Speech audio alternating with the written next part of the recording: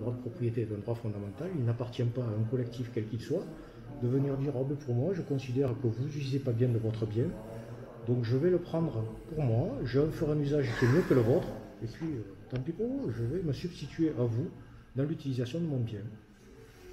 Réfléchissez un petit peu et considérez si vous pouvez accepter cela, que votre bien soit spolié, que vous soyez totalement privé de vos attributs par des personnes qui disent oh, non, ce qu'on en fera c'est mieux que ce que vous en faites. C'est, je le répète encore, les fondements de notre société qui sont peut-être mis à mal par de telles attitudes. Quand bien même ces personnes-là ne sont peut-être pas désagréables au quotidien.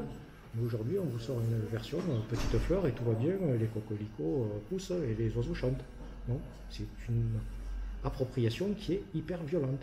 La difficulté dans ces matières-là, c'est de déterminer quels sont les véritables occupants du bien, puisqu'on n'a pas de... Ça tourne, et c'est jamais les mêmes personnes, c'est des collectifs, donc c'est jamais les mêmes qui sont là. Donc l'huissier qui avait délivré les sommations a pu déterminer 2 personnes qui étaient occupantes de ce lieu. Une association aussi qui, et là je pense, je contacterai la préfecture qui doit quand même... La préfecture doit s'interroger sur les statuts qui ont été déposés cette association, qui ont été déposés d'après les éléments qui m'ont été présentés par mon confrère hier soir tard, que j'ai étudié hier soir tard. Les statuts ont été déposés le 26 février, donc le jour de l'occupation, et le siège de l'association est situé à l'hôtel. Donc l'association est très récente. L'association a été créée le jour de l'occupation. Ce sont les pièces qui m'ont été données par mon confrère. Donc le 26 février, l'association a été créée.